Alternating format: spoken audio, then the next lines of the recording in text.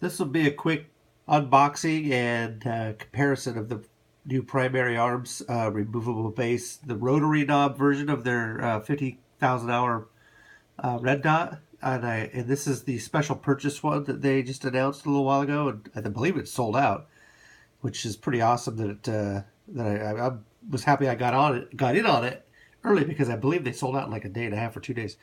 Okay, so anyway, Primary Arms has this new dot. It's a 50,000 hour battery life, just like the regular MDADS. This one's called the MDRBAD, right there. And its main difference is they're including a lifetime warranty now, rather than I believe it was a 3-year warranty. And also, it's got a rotary knob style of adjustment rather than the push buttons. And some other minor differences. We'll take a look. I haven't even taken it out of the box yet.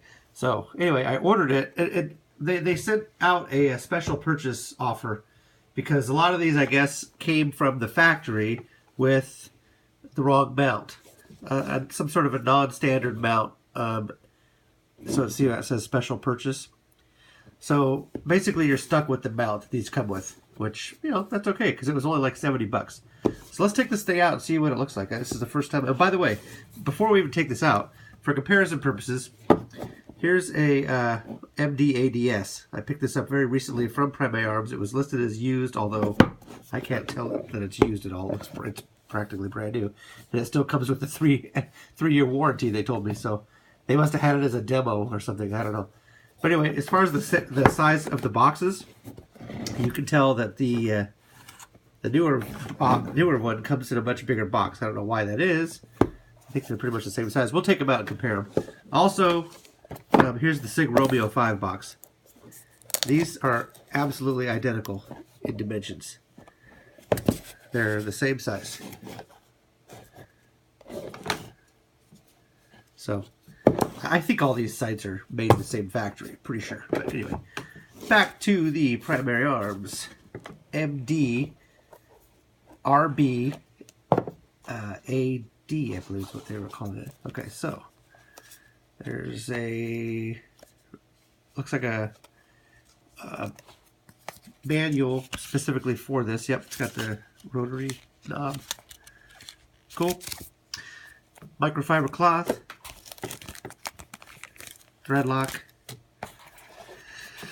Let's look at this base. Well, here, let's pull this out first. This is the site, obviously. It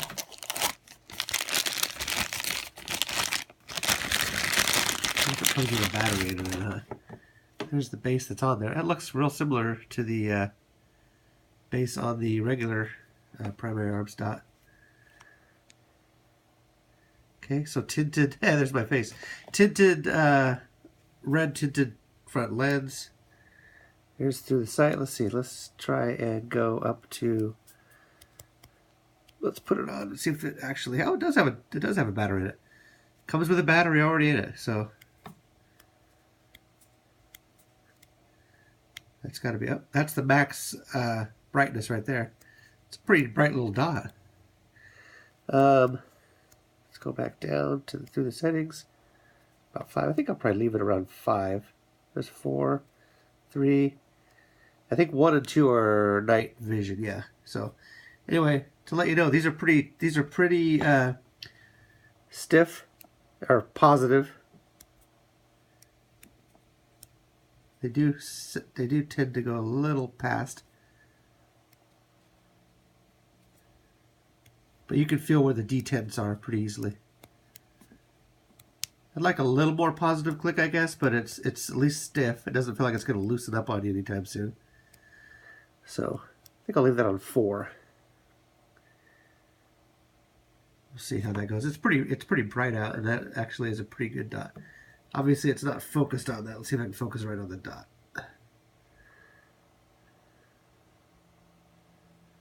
Not sure if that's actually focusing on the dot. Probably not. I mean, it could probably be a little bit better, but either way, pretty good. It's listed as a 2 MOA dot. Let's see how these look real quick while we have this out. I'm just going to let this run and kind of do this as a unedited video.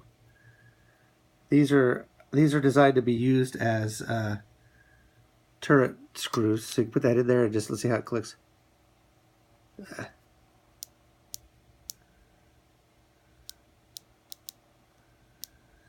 Seems pretty positive. Not too bad. I believe those are O-ring sealed. Yep, you can feel the O-ring in there. It's probably actually on the turret. Let's see. Yeah, there's an O-ring on the turret. I see it.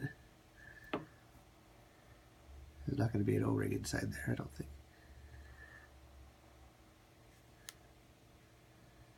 Can't tell. Anyway, that one also has the same type of setup.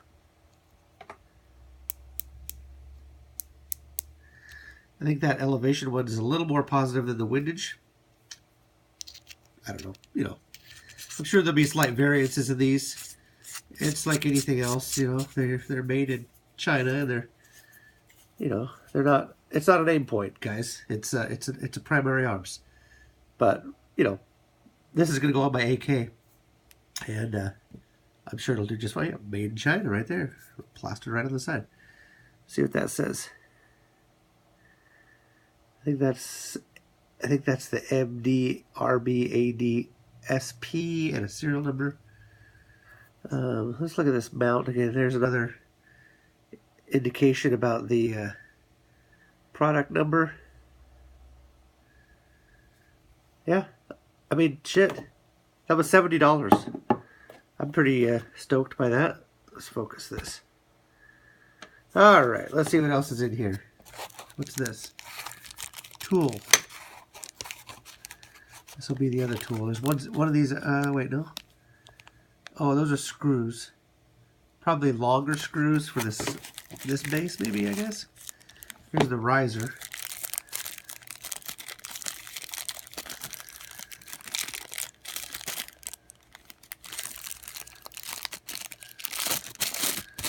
See if we can take a look at this base. People that know more about this can probably tell by looking at this what the issue is with this being a non-standard base. I have no idea. I'm not. I don't know much about the Aimpoint T1, T2 bases or whatever. I'm sure it must have something to do with either the placement of these screws, or hopefully just this this block here, maybe, or the size of that or something. I mean, I wonder if this could be milled, not this per se, but the actual base of the mount or the optic to accept the standard mounts. Who knows? Somebody out here that knows more about these, see what you think. Here's the base of this. Now for comparison, let me put this right here. There's the mount. Let's pull the regular MD. Whoops, that's a SIG. ADS. MD-ADS is what this one's called. Let's compare that mount, or at least the base of it. This one has the mount affixed to the bottom, but we're not going to take it off. It looks like it's been thread locked. So, just for comparison purposes of the dot, I don't know what setting I have this on. Probably about the same, actually. There's that dot. Real similar. I mean, I think it's pretty much probably the same emitter that they're using. They just changed the configuration and took away these top buttons. And I do like that feature of the little screwdriver function as part of the turret cap. That's awesome. Also, the knurling on those is kind of nice, more aggressive, easier to get. These are cheapy, more cheapy looking. All right, let's compare these bases real quick, if we can, and then we'll call this quits. We'll make sure these are both pointed the same way here. Yeah, okay. So, Ah, interesting. There's some sort of an extra screw hole right there. What do you suppose that is?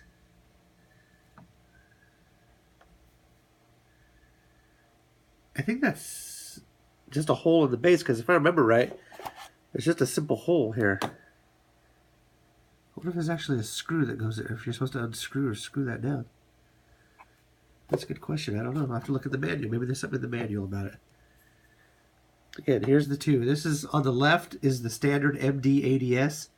On the right is the new MD-RBAD SP, which the SP version has a non-standard mount. So supposedly this is a non-standard mount.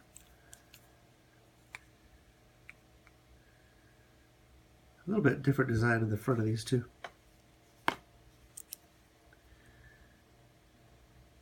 I actually like that the logo is a little less, bright on there. I don't know, this one's a little bit too white, I've always thought. It stands out real easy.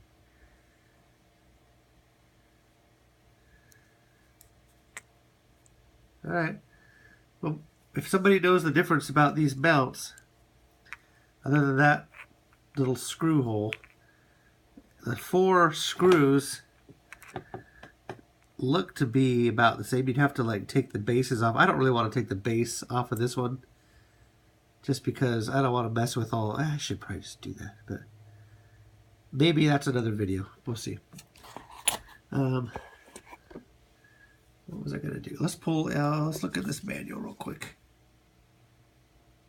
Is that this? Here's the special purchase one. See if this says anything about that base, about how to take that out of it.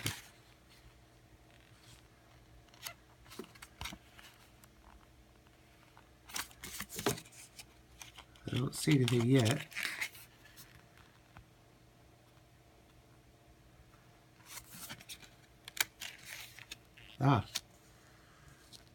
The MD-RBAD-SP comes with 2 included mounts and will only fit these mounts.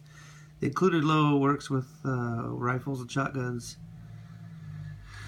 The included riser is equipped for AR-15's use of straight line stock. Blah, blah, blah. Let's see the riser.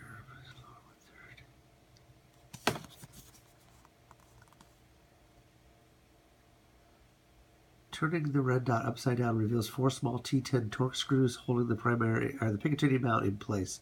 With the base removed, the bottom of the optic is compatible only with the other included mount. When attaching a mount, apply a small amount of blue thread locker to the screws. Do not over tighten them. A large Phillips head screw is also located underneath the optic. It is the nitrogen gas port. Do not attempt to adjust that screw, or the nitrogen may vent from inside of the optic. There you go. That explains what that big screw is. So that's what the bottom of the optic looks like, apparently. How that is different from a regular standard mount, I don't know. Somebody else probably does. I hope that this was a look at that, lifetime warranty from Premier Arms. That's good. That's cool. I hope this was informative. I'm pretty happy with this for the price, and obviously it's even cheaper for the one with the standard mount. It's $149 versus $159 of the standard MD-ADS, so that's a pretty good deal, I think. All right, that's been the new Microdot from Primary Arms, and I'll post later about how the progress is going with it. I don't like the way that tends to. It could go between the settings, and I'd like it to be more positive. It doesn't have audible clicks or anything. It just kind of. But you know what? You get what you pay for, and it's plenty stiff. So I don't think that's going to go anywhere. Cool. All right. Thanks for watching. Happy shooting.